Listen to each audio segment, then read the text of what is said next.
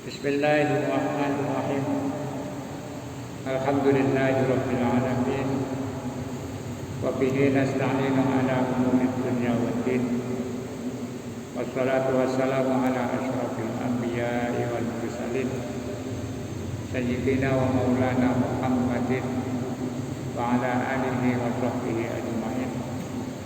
La haula wa la quwwata illa billahil aliyyil azim.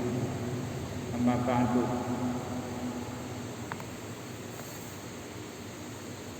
Wa an Wabisah bin Mi'bad anna Rasulullah sallallahu alaihi wasallam, bahwa Rasulullah sallallahu alaihi wasallam ra'a rajulan, pernah melihat seseorang yusalli,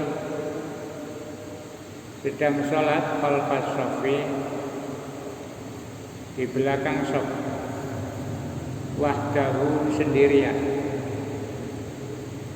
Fa'amarahu, maka Rasulullah memerintahkan kepada orang itu ayyu'ida sholata, agar mengulangi sholatnya.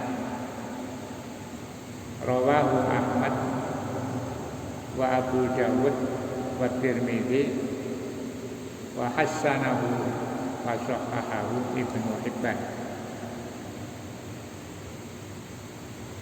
Riwayat dari Wabisah bin Mi'bad menceritakan Rasulullah pernah melihat ada seseorang sholat berjamaah tapi shafnya berada di belakang sendiri. Kemudian setelah itu Rasulullah perintahkan agar orang itu mengulangi sholatnya. Nah, hadis ini agak berbeda dengan yang kemarin. Yang kemarin itu ketika ada seseorang sholat jamaah kemudian enggak mendapatkan teman untuk berdiri pada shaf yang sudah ada, oleh Rasulullah dibiarkan saja. Tapi di hadis ini Rasulullah melihat seseorang sholat sendirian di belakang. Akhirnya Rasulullah perintahkan untuk mengulang sholatnya. Maka dari hadis ini bisa disimpulkan bahwa ketika seseorang sholat berjamaah itu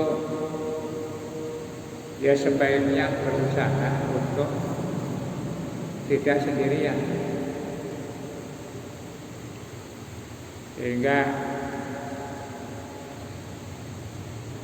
kalau ada kemungkinan shaf yang sudah ada itu bisa disisipi, cukup untuk ditambah satu orang, ya sebaiknya masuk agak, ini istilahnya desel-desel titik. Kalau dimungkinkan masuk dalam satu shaf, ya sebaiknya ikut dalam shaf yang sudah ada. Nah, sehingga ini tidak mutlak dianggap tidak sah sholatnya. Mengulang sholat itu kaitannya dengan sholat jamaahnya. Maka di dalam hadis berikutnya, walahu, masih dari Ibnu Hibban, an Talq, dari Talq bin Ali, beliau mengatakan la sholata li munfaridin khalfas shaffi,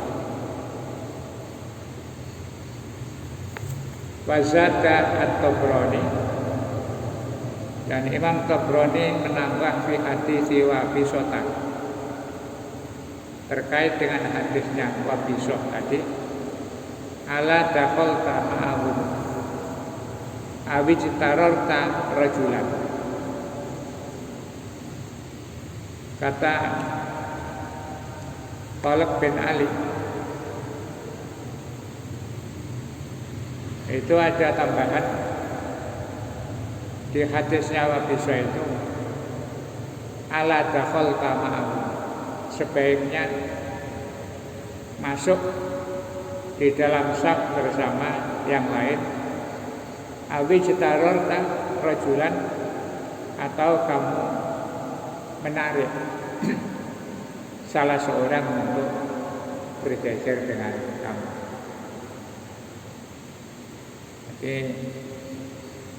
ini ada anjuran, kalau tidak ada temannya kemudian saf sudah penuh, menurut hadis At-Tabrani ini, ya sebaiknya narik orang yang sudah ada di depan itu untuk pindah ke belakang menemani. Dalam penjelasan beberapa ulama, supaya tidak mengurangi saf depan itu menjadi bolong, ya sebaiknya ambil posisi saf paling sebelah kanan.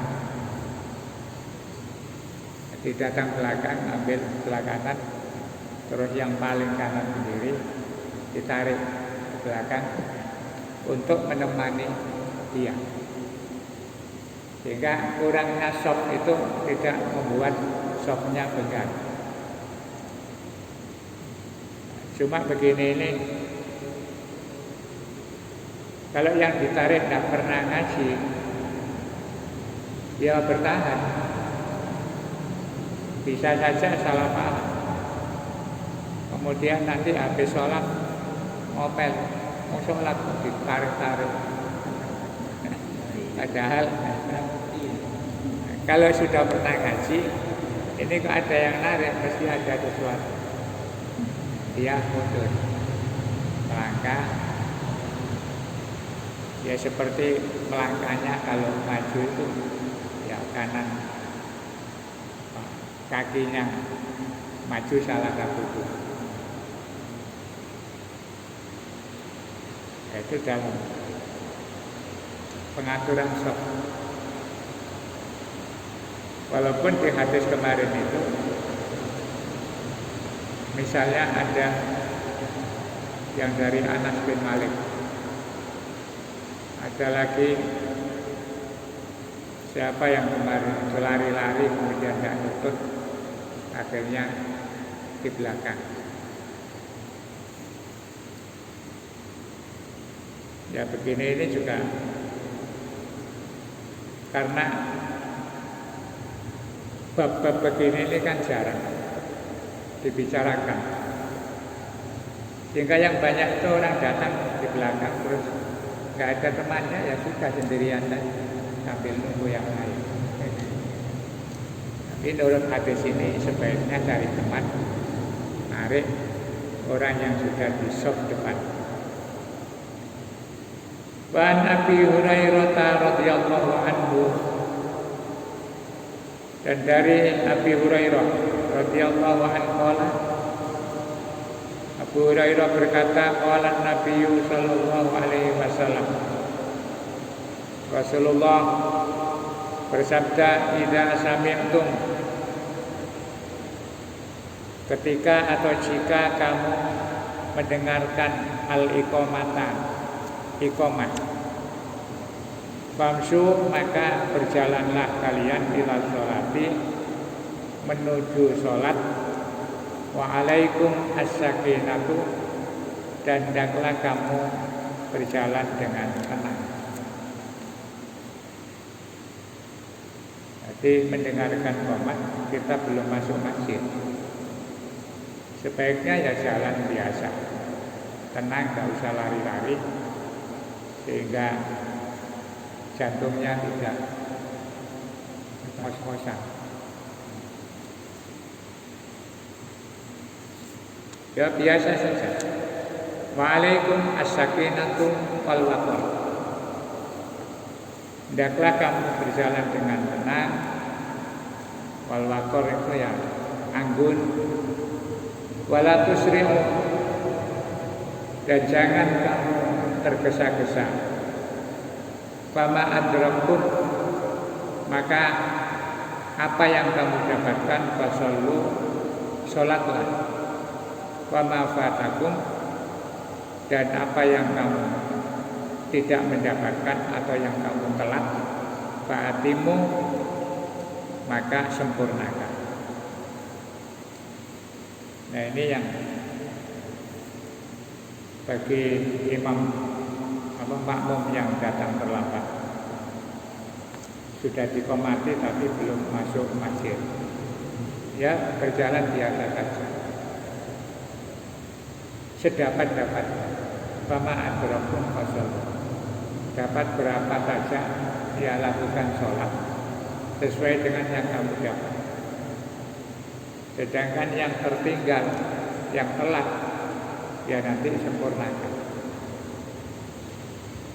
Supaya ketika melakukan sholat itu tidak terkokok-kokok, tenang, namanya menghadap Allah itu ada etikanya.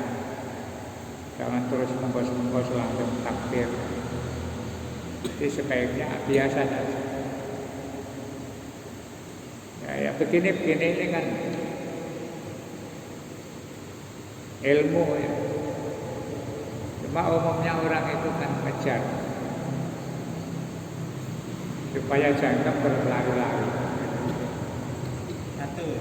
Ya. Terus komat kelayu. Dari segi pengamatan kelihatannya baik. Wah, semangat. Baik, merasa jangan sampai tertinggal zaman. Dikata ya, tapi menurut ilmunya tidak baik.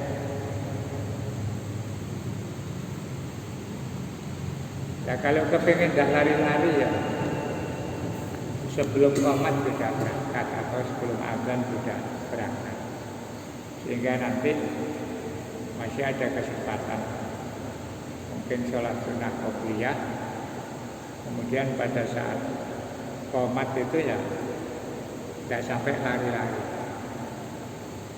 kecuali ada udzur berangkat sudah ngepres, sebelum masuk masjid sudah qomat, ya biasa saja. Nanti yang tertinggal itu disempurnakan berdiri sendiri. Itu lebih baik daripada dapat foto tapi ngos-ngosan. Ini malah nggak bisa mengurangi konsentrasi, mengurangi kekhusyuan.